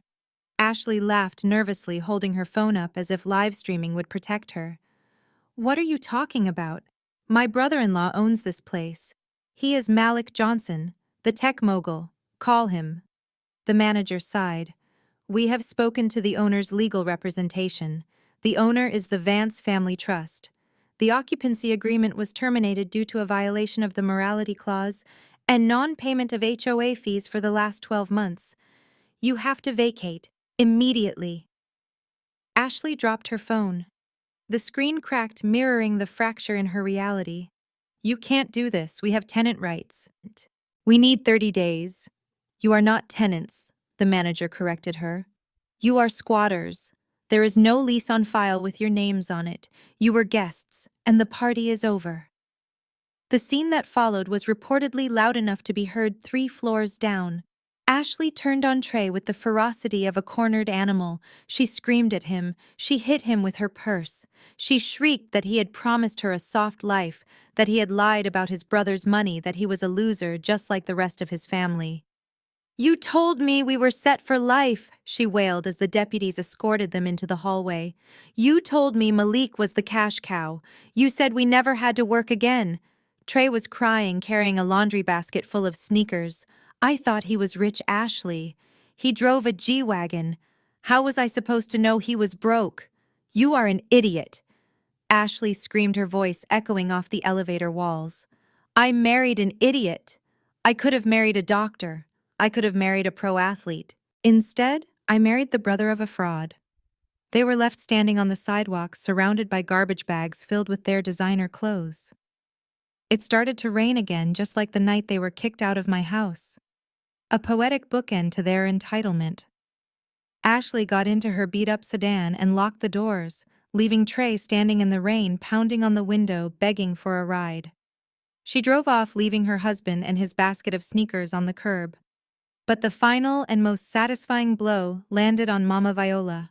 She was the matriarch, the architect of their delusion. She sat in her small, cluttered apartment, waiting for Malik to call and tell her he had fixed everything. Instead, she got a collect call from the county jail. Malik was crying. He told her the bail was set at $500,000 because he was considered a flight risk, and the charges included embezzlement and fraud. He told her his assets were frozen. He told her nobody was coming to help. Mama Viola went into survival mode. She was a woman who had spent her life manipulating perception, believing her own lies. She went to her bedroom and opened her jewelry box. Inside, on a velvet cushion, sat the yellow diamond ring. The heirloom.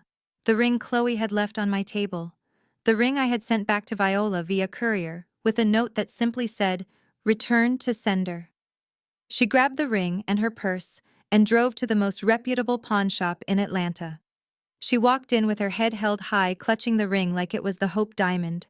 "I need a loan," she told the broker, a man who had seen every kind of desperation walk through his doors. "A big one. My son is in a little trouble, but this ring will cover it. It is a family heirloom. It has been in the Johnson family for 4 generations. It is a flawless yellow diamond, worth at least $50,000. The broker took the ring. He didn't look impressed.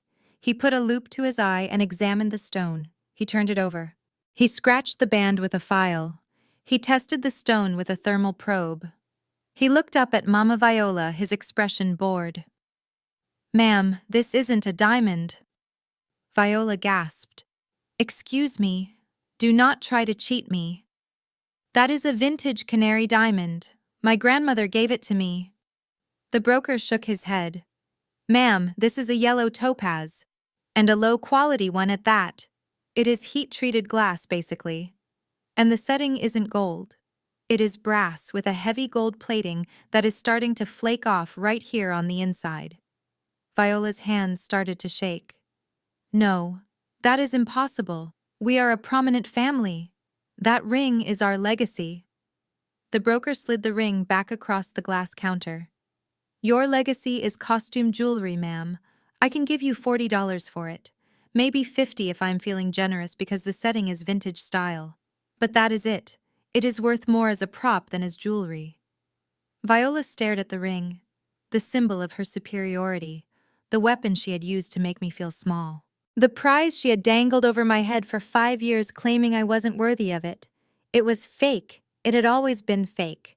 Just like her son's success, just like her status, just like her love, she had built her entire identity around a lie.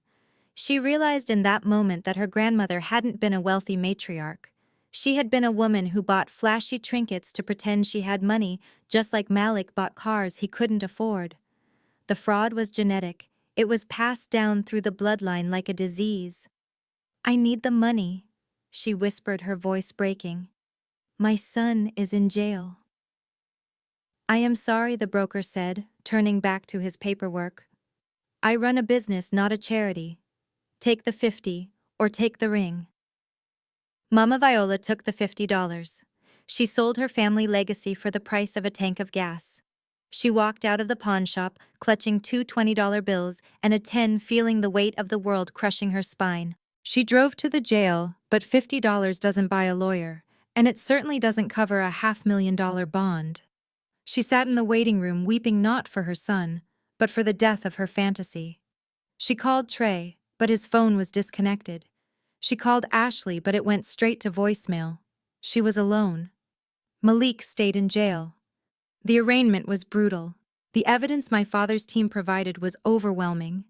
The judge looked at the forensic accounting showing money spent on luxury cars and mistresses, while the business failed to pay its taxes, and shook his head in disgust.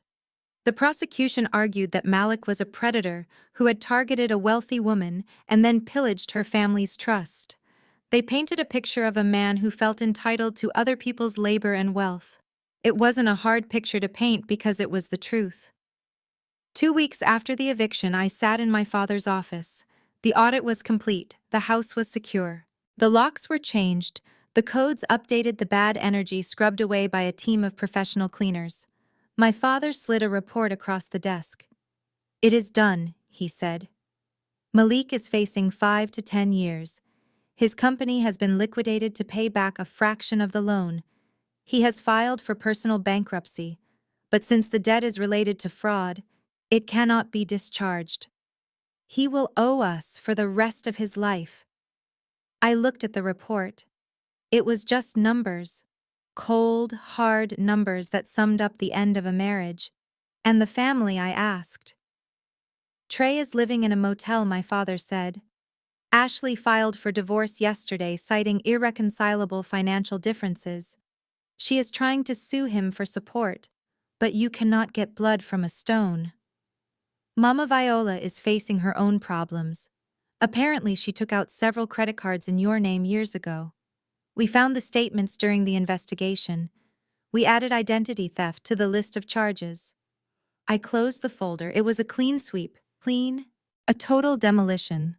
I felt a strange sense of quiet. I thought I would feel triumphant. I thought I would want to celebrate. But mostly, I just felt relief. The noise was gone. The constant low-level hum of disrespect and gaslighting had been silenced. I stood up and walked to the window looking out over the Atlanta skyline.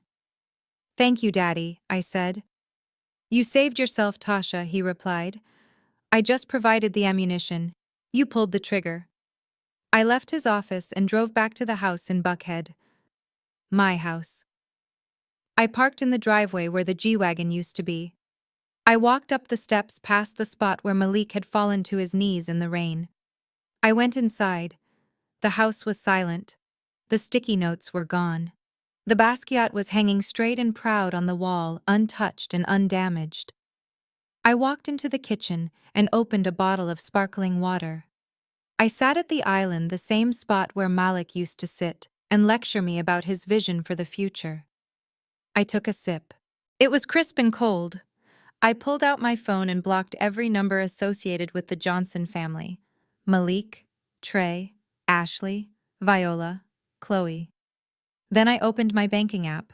The balance was high, the trust was secure, my credit was perfect.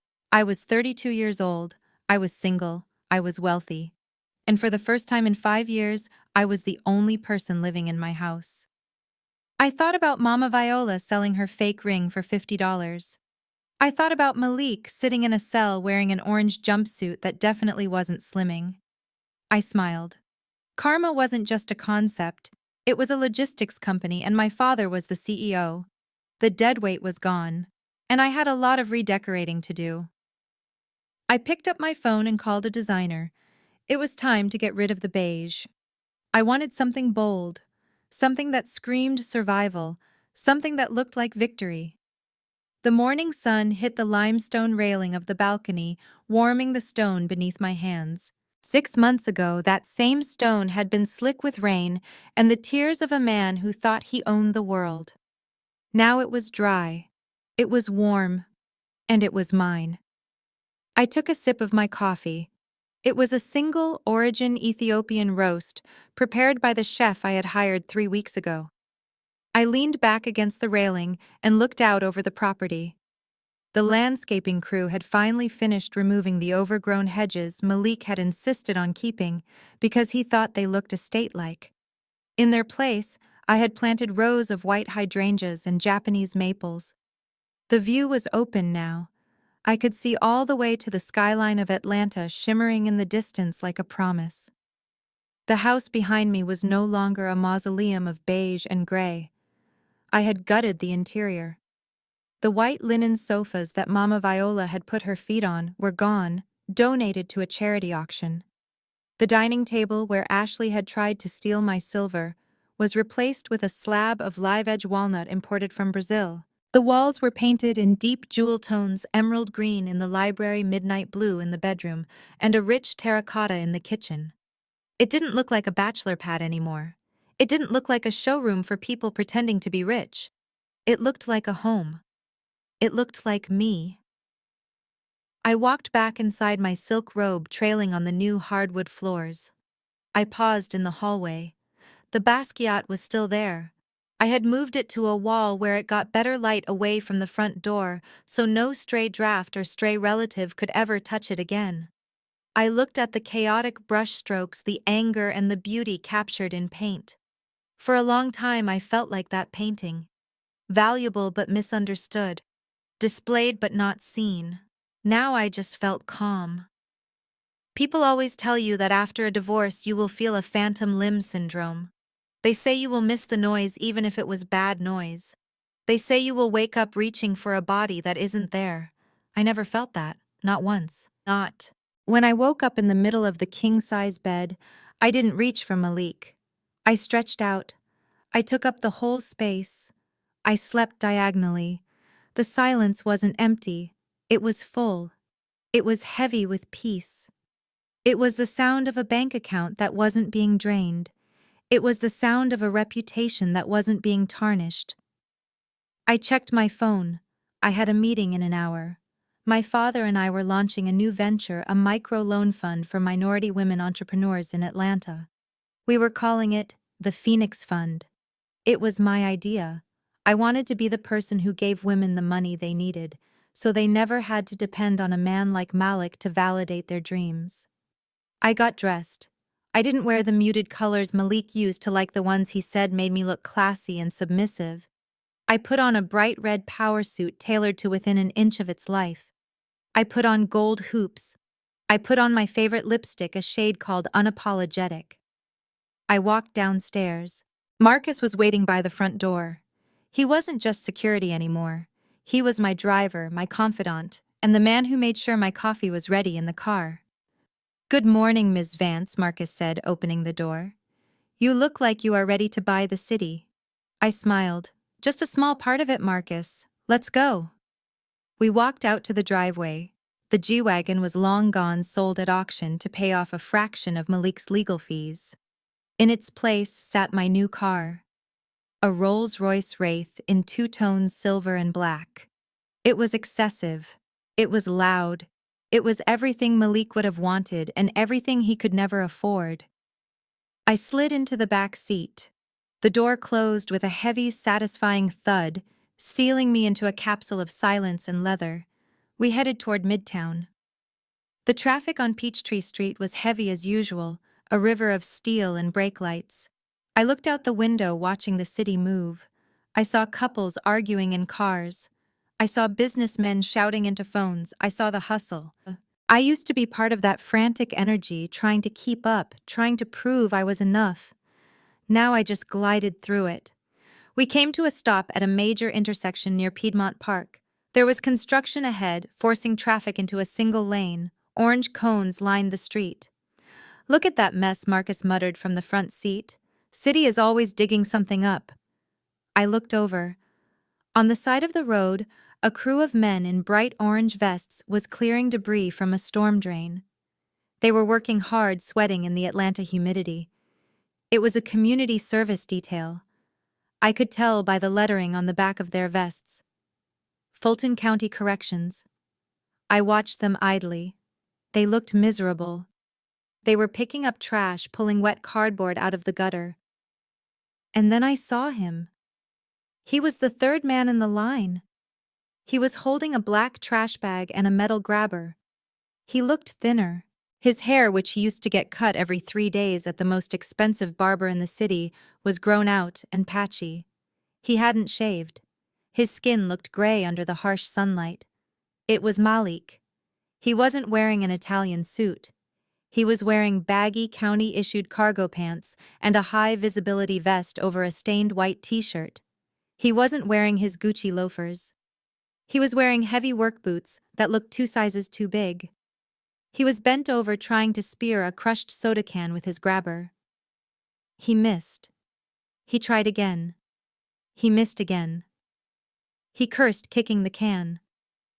I watched him. It was like looking at a stranger. I tried to find the anger I used to feel. I tried to find the hurt. I searched my chest for the burning sensation of betrayal that had kept me awake for so many nights. There was nothing. Just a mild curiosity, like seeing a bird fly into a window. Malik straightened up, wiping sweat from his forehead with his forearm. He looked tired. He looked beaten. The arrogance that had defined his posture for 5 years was gone, replaced by the slump of a man who knows he has lost. He looked out at the traffic. He was probably looking at the cars, dreaming of the G-Wagon he used to drive, pretending he was still a king. His eyes scanned the line of vehicles. They moved past a Ford, past a BMW, and then they locked onto the Rolls-Royce. He froze. He knew this car. He knew the license plate. It was a custom plate T. Vance, Tasha Vance. He stared at the tinted window. He couldn't see me clearly, but he knew I was in there. He knew who was sitting in the back seat wrapped in air conditioning and success. He took a step toward the curb. He dropped his trash bag. His mouth opened. I could see him say my name. Tasha. He looked desperate. He looked like a man drowning who sees a lifeboat. He raised his hand, a weak, tentative wave. Maybe he thought I would roll down the window. Maybe he thought I would stop. Maybe he thought after everything, after the theft and the mistress and the disrespect, that there was still a part of me that was the doormat he remembered. He took another step, his eyes pleading. He wanted me to see him. He wanted me to acknowledge his suffering. He wanted me to be angry because anger is a connection. Anger means you still care. Marcus looked in the rearview mirror. Do you want me to drive on Ms. Tasha? The light is green. I looked at Malik one last time. I looked at the sweat stains on his shirt. I looked at the fake yellow diamond of a life he had tried to build. No, Marcus, I said. Don't rush. Let him look. Malik stepped closer, almost to the paint of the car. He pressed his hand against the air as if he could touch me through the glass. His lips moved again. Help me. I didn't roll down the window. I didn't frown. I didn't smile. I didn't give him the satisfaction of a middle finger. I simply turned my head. I looked away from him toward the skyline of the city where my name was on building directories, where my signature moved millions, where my father was waiting for me.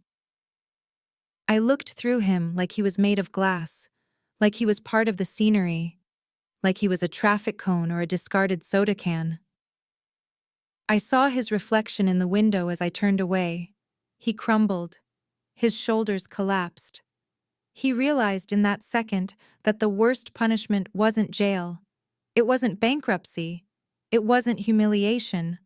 The worst punishment was irrelevance. He didn't matter to me. He wasn't a villain anymore. He was just a footnote in my biography. A bad quarter in a fiscal year. Drive, Marcus, I said. The Rolls-Royce surged forward, the engine a silent wave of power. We left the intersection. We left the construction. We left the man in the orange vest standing in the exhaust fumes of a life he could never afford. I opened my portfolio and pulled out the prospectus for the Phoenix Fund. I had work to do. I had a legacy to build.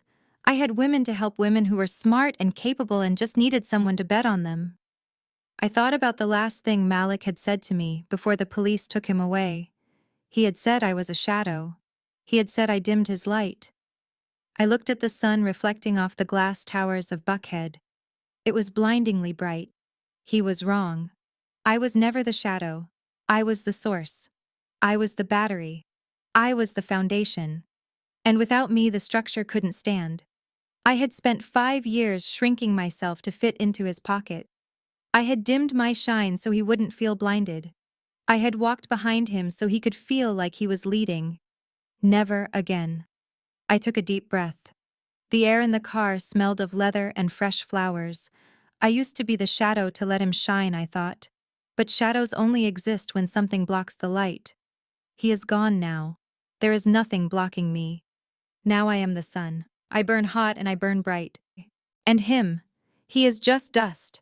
Just ash from a bridge I burned down, and the wind is blowing him away. I picked up my pen and signed the first document of the day. The ink was black and permanent. My name is Tasha Vance, and I am finally open for business. The most powerful lesson here is that shrinking yourself to fit someone else's insecurity is a recipe for disaster. Tasha dimmed her light to let Malik shine, yet he still viewed her as a burden. True security comes from financial independence and ironclad boundaries, not from sacrificing your identity to boost a fragile ego. Never build a man at the cost of your own dignity. Always protect your assets, know your worth, and remember silence isn't weakness, it's strategy. When you finally stop protecting those who don't value you, you don't just survive, you thrive. Hit like and subscribe if you believe in bossing up and never looking back.